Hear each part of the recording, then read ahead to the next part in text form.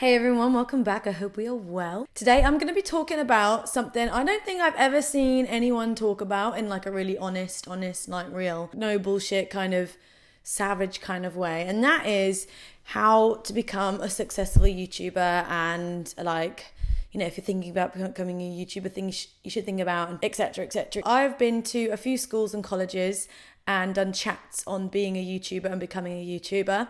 And I've been confronted by students and stuff that are like contemplating or thinking about being a YouTuber as a job. I don't want to come across in this video like I am going to be saying you shouldn't be doing that or you shouldn't think about doing that or like crushing anyone's dreams. However, I've also spoken to many people that are teachers and have students that have, you know, want to become YouTubers when they finish school. And I just want to give advice on becoming a YouTuber or doing YouTube, but I also want to be really realistic about it as well. I don't want to seem like I'm ruining or crushing people's dreams, but at the same time, I'm just going to be straight about the subject. So, okay, I started my channel in 2011, so work that out because I can't. I've been doing it full time for 4 or 5 years, and I started YouTube. It was actually by fluke. I'm not gonna lie. I put a hair tutorial up on YouTube just because people kept asking me how I dyed my hair purple. Put it up. I got loads of views. People kept making requests for me to make more videos. So I was like, what? Really? What on? I just don't me. And people took an interest in my style, my personality, and started asking me to make more videos about my style and stuff. I wasn't necessarily into like fashion or anything, but I think people just liked the way I dressed because I kind of dressed a bit like alternative. I was very Tumblr at the time, and I think people liked that. So I rode the wave, and it eventually got to the point where I remember I got my first AdSense payment. It was like £50 or £60, and I was like, haha, lol, imagine if I could pay my rent with this. And a few years later, I could. So I quit my job and I did it full time. I got a management, and yeah, that's it. This is me now. This is my job. This is what I do. I have a house. This is my job. I do it day to day. Becoming a YouTuber in today's climate is a lot different when I was starting out. I think when I started it, there wasn't as many people doing it, and I think it was at a time where it was very easy to grow and things were easier on YouTube.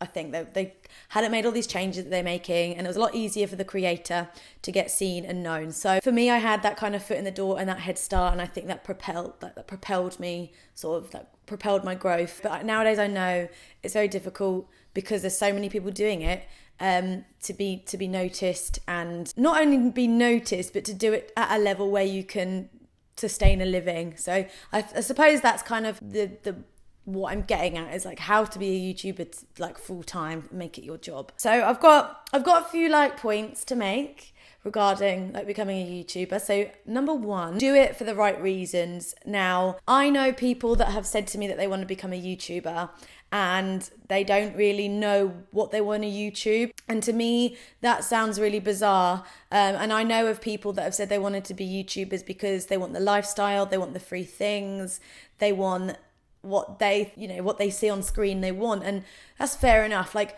I've always wanted to be rich and famous. I've always wanted to be like a famous rock star because what I see looks wow, amazing. But I know that there's more to it than just that now. Doing it for the right reason. Like I've asked people what they want to YouTube about, and they don't know what they want to YouTube about. But YouTube, you should take it back to its kind of grassroots. Like YouTube is a platform in which people use to express themselves. Now, you could like take an interest of yours and portray it or put it on YouTube for other people to see. So that's why you've got like people that are interested in fashion doing fashion videos. That's why you've got people doing makeup videos. That's why you've got people doing like movie critiques, book videos, fitness.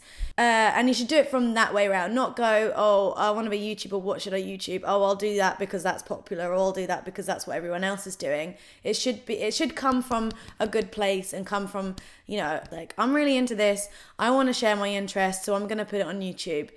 And I personally think that is the right reason to get into it, is just to expand something that you already love. From my perspective, is like I was just making videos on things about me and my personal life and my personality,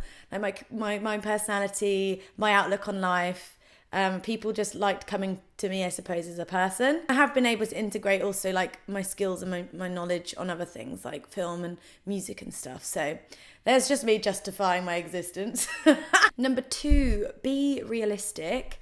So what I mean by that is I have spoken to people before that like when they finish college or when they finish uni, they want to just go into being a YouTuber. Now, like I said before, it took me quite a few years before I could quit my job to do YouTube full time. Now, there are ways in which you can make money through YouTubing and being a blogger. Obviously, there's AdSense payments. So it's the money that you get when people view your videos, when there's adverts placed on it. I know from experience, I don't know, it might be different for other people depending on what like rates they're on, because it varies. CPM, etc., which is clicks per mil, that's to do with the actual base rate payment. So it could be anything from $1 to $3 per 1,000 views that you get. It varies for the time of year, etc., etc., etc. But I know from my experience, to get like a decent amount of money from YouTube, that to consider that as like a full-time wage, you'd probably need about 1 million views a month. So that's kind of what you need to aim for. But there are other ways of making money. Obviously, if the ad revenue is not great,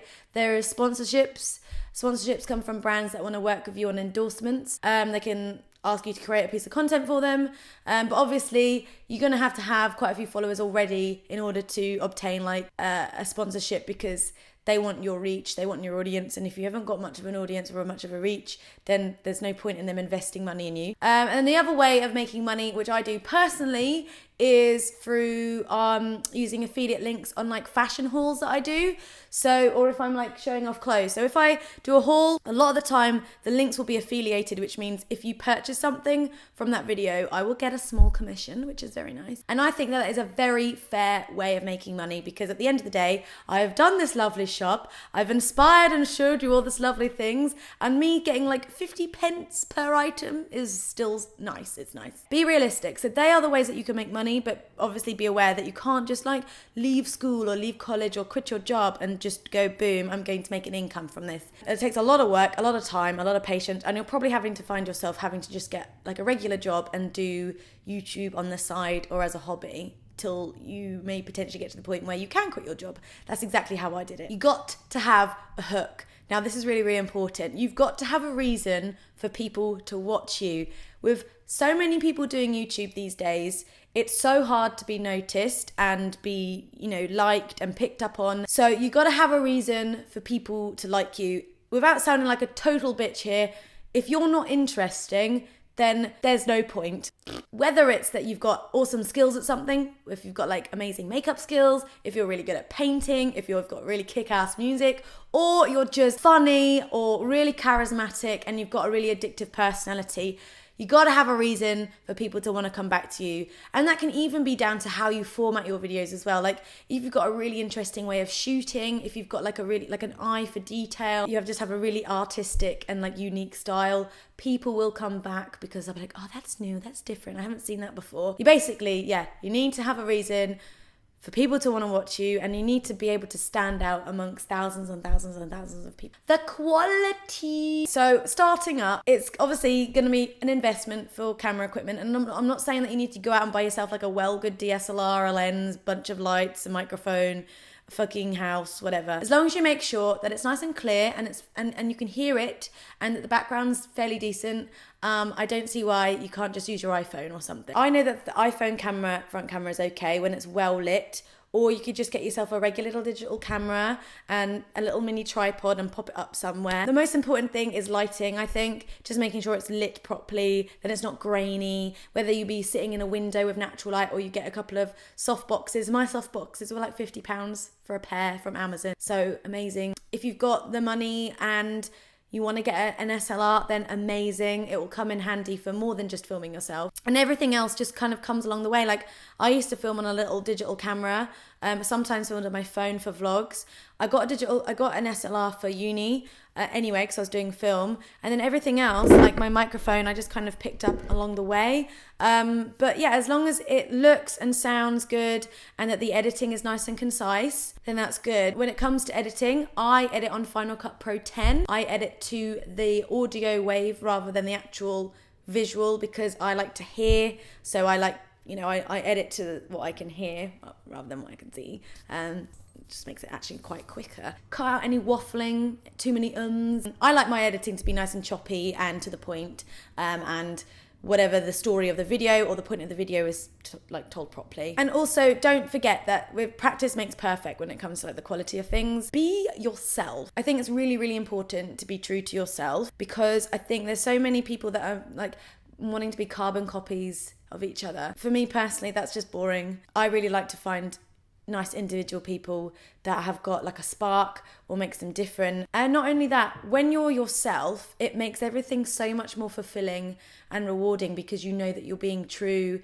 and you are being you. I think sometimes people like to fall into a trap where they just do what they think is popular or act away like the popular kids, etc., because they think it's going to make them popular. But I don't think it always works out like that. And if it does work, it's not for the right reasons, and it hasn't got sustainability. Like, I always think when it comes to an audience, it's quality over quantity. And if you've got a bunch of people that love you for you, that is so much better than having loads of people that watch your videos but don't really care or know you for you, if that makes any sense. I think being yourself and being confident within yourself is very evident, and also I think appreciated in this day and age in YouTube. So there were my points, but just a few other things that I want to talk about. Is I think it's underestimated exactly how much work kind of goes into creating a channel and sustaining it. It wasn't an easy ride for me. Like, I never actually sought YouTube fame at all.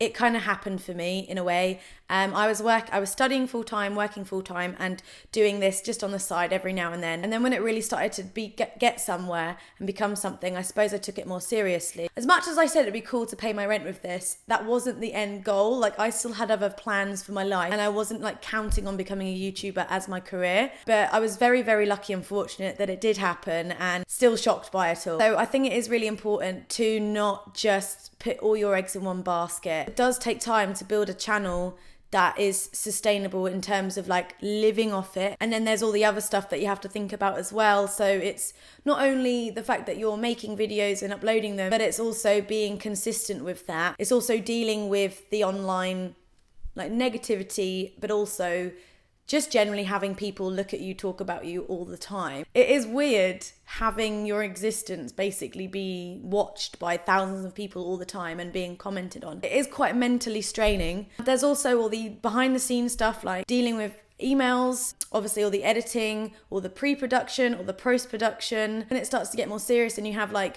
responsibilities, i.e. working with brands, then that's a whole new skill set that you need to learn, i.e. like actually being able to communicate with these people, following briefs, coming up with creative ideas, concepts to follow a brief. You know, it's not just like, oh, look at me, I've got all this free stuff and ad, hashtag spawn, hashtag ad. There's so much that goes behind the scenes when it comes to all that. So yeah, you do require quite a lot of skills in order to do this. So I just kind of wanted to talk about it, be honest about it, because I know that people just seem to think it's just a fucking DOS and that anyone can do it. And anyone can do it, but they have to put their minds to it and be doing it for the right reasons and have it like, you know, have the like, I know there's that whole thing of you can do whatever you want if you put your mind to it, and you can achieve anything, and you can pursue your dreams. And I totally am down with that. But at the same time, you got to understand the implications of following your dreams and how hard it might be. Just saying.